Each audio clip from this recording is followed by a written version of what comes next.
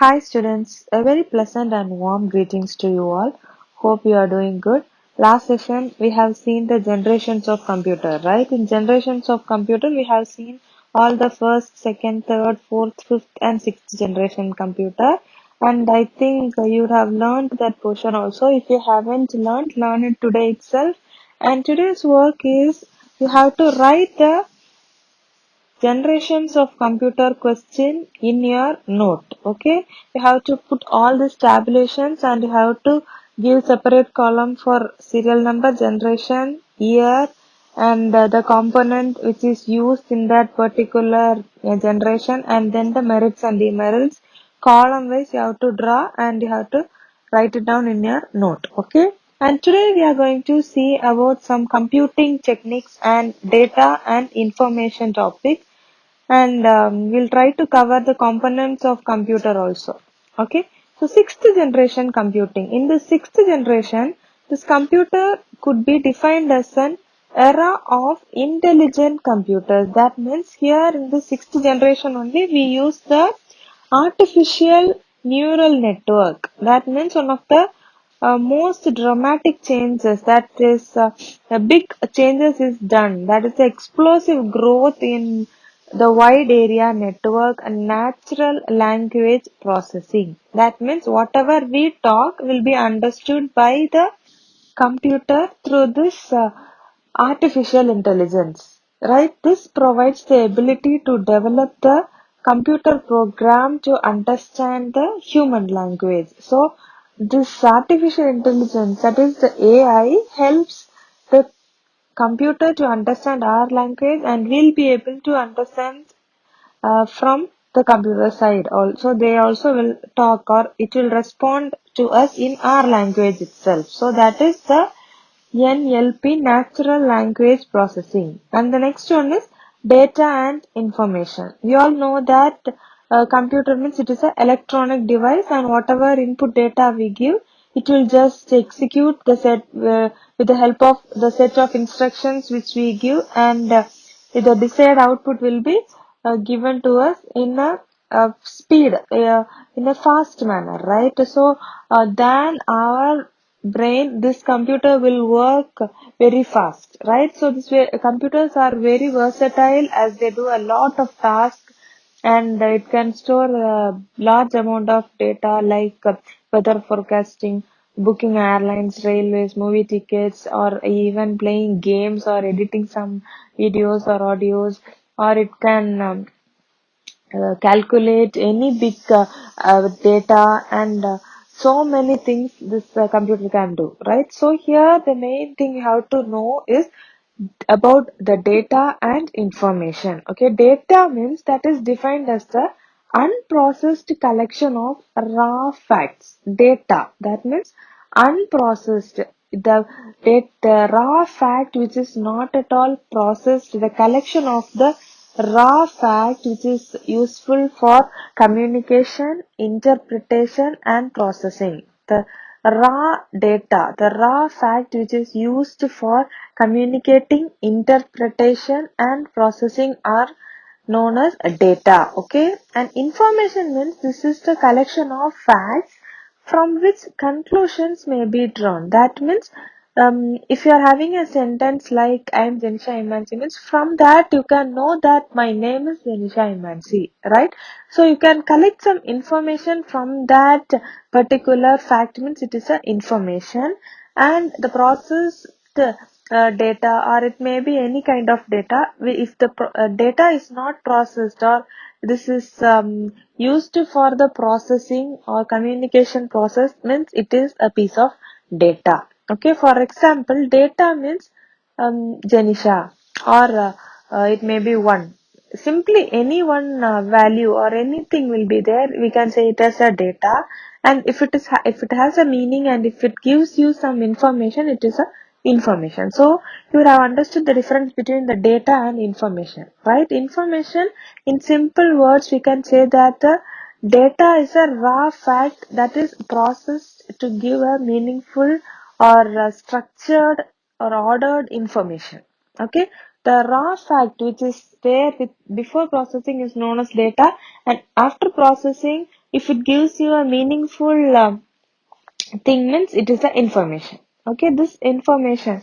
Here in your book they have given Kavita is 16 years old. This information is about Kavita and it gives us a message that she is 16 years old. This conversation of data or is changed to a information. This is called data processing, right? Simply we will have 16 and we will have another one data as years and another one data as Kavita. So this will be processed into a sentence and we are getting the information that Kavita is 16 years old. Understood?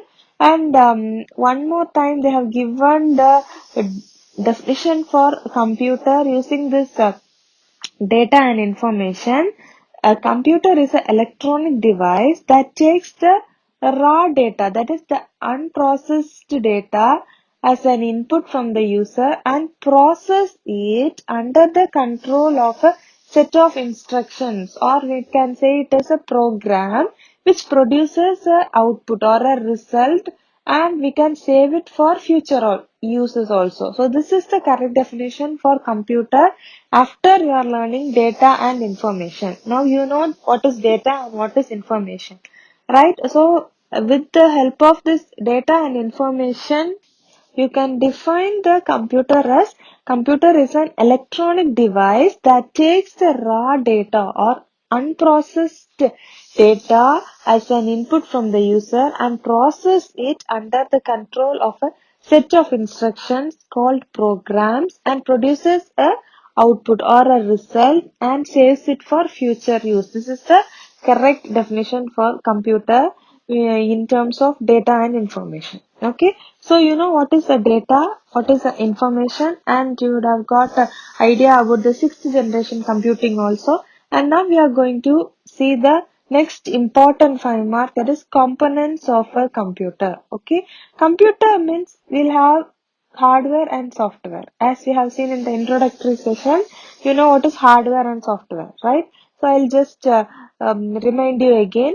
Computer means it is a combination of hardware and software.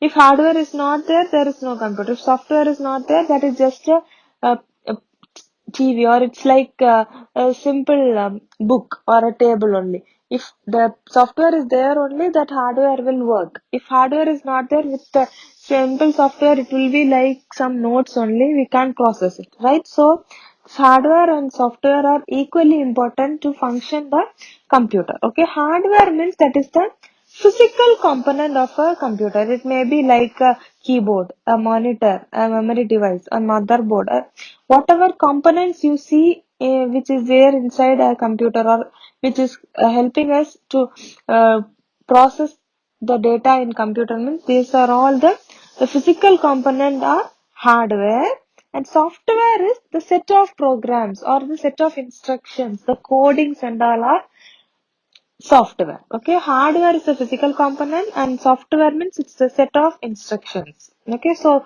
both this hardware and software together only will make the computer system to function.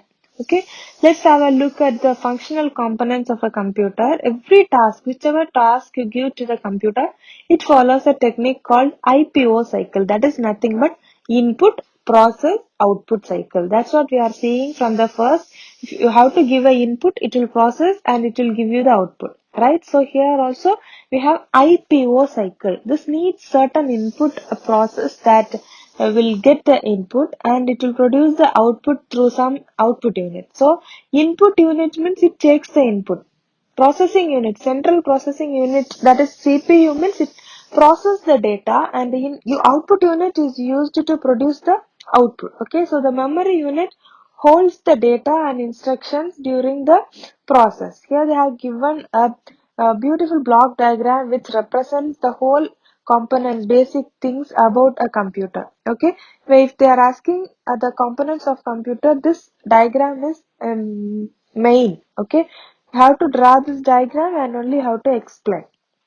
The diagram, the components of computer will have input unit, output unit. In between we'll have the processing unit. In processing unit we have two sets. First set is uh, memory unit and the other another one set is processing unit. So in processing unit we'll have control unit, ALU, arithmetic and logic unit, and internal memory, main memory, secondary memory. Okay, so in components of computer, you can just separate this into three parts: input unit, output unit. In between, we'll have processing unit.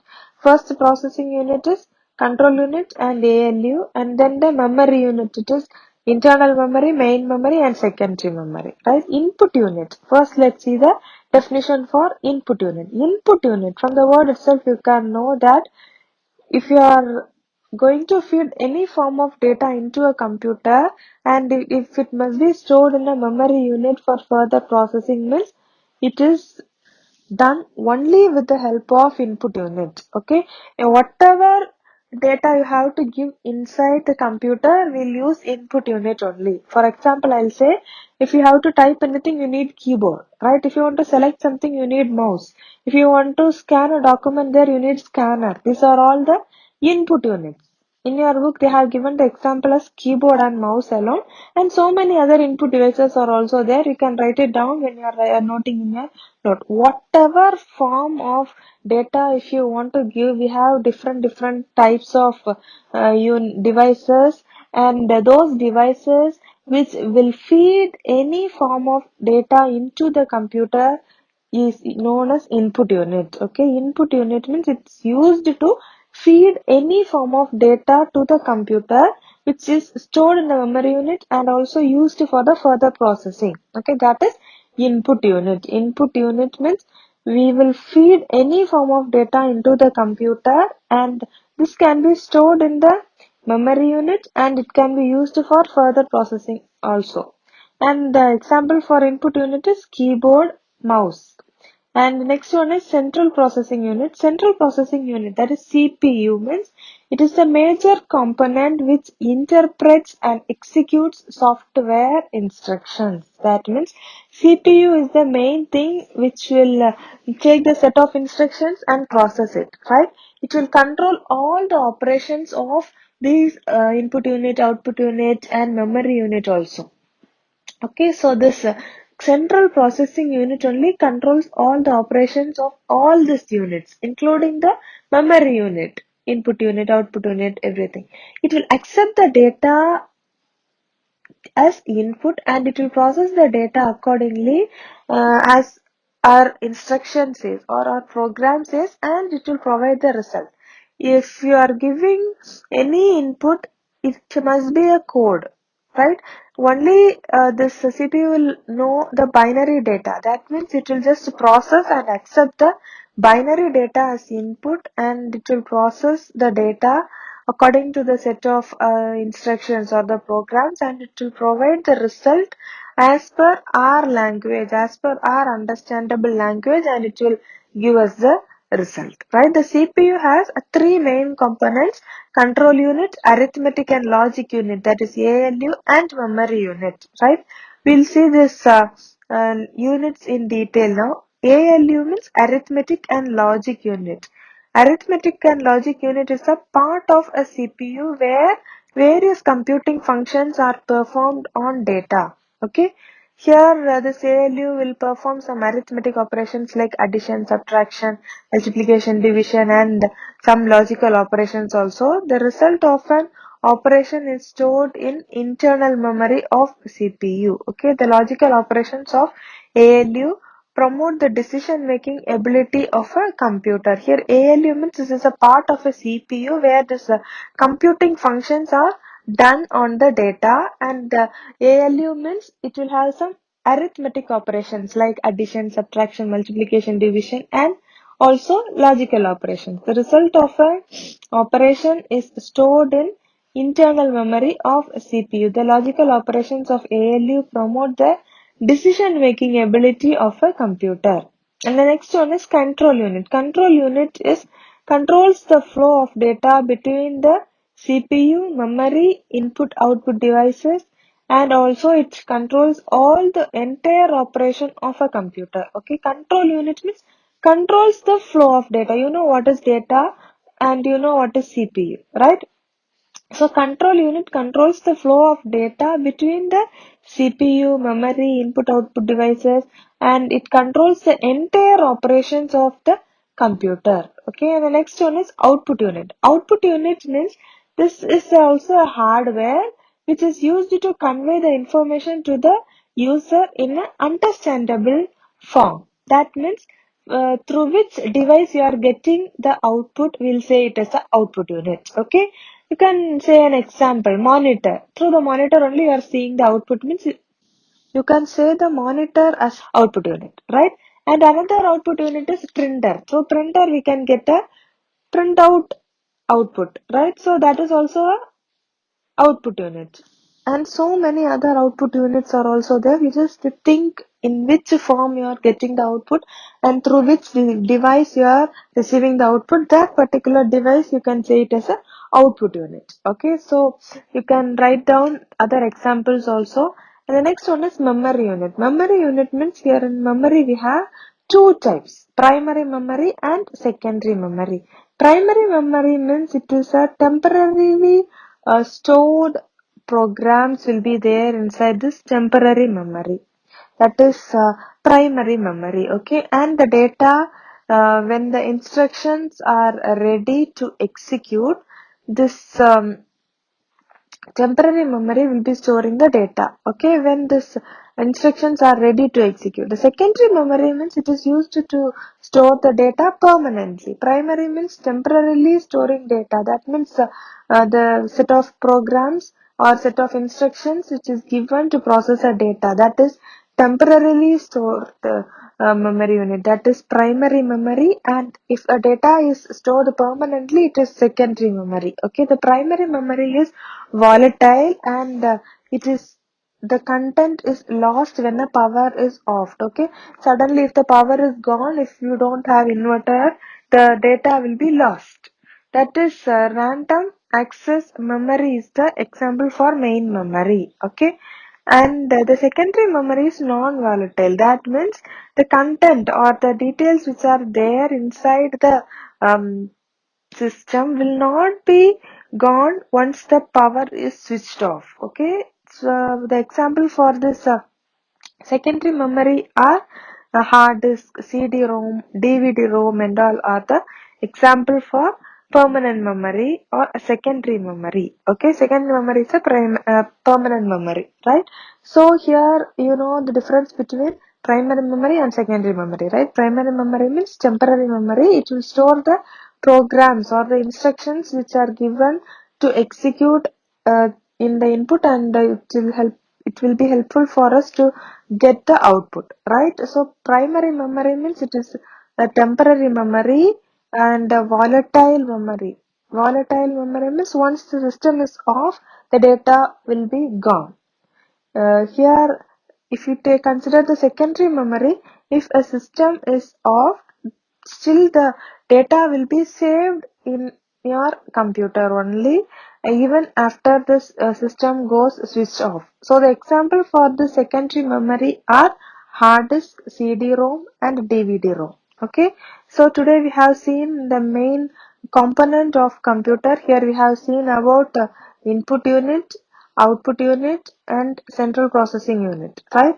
And about the input output devices and all we'll see in the next session. Okay, before that you just go through these components of computer. You just read these components of computer, data, information definitions, and also sixth generation computing paragraph also you just read it. Mainly you must read components of a computer. Inside that you will have input unit, central processing unit, arithmetic and logic unit, control unit, output unit, memory unit. In memory unit we learned about primary memory, secondary memory, and we have seen the brief explanation for this memory unit, output unit, input unit and processing unit also.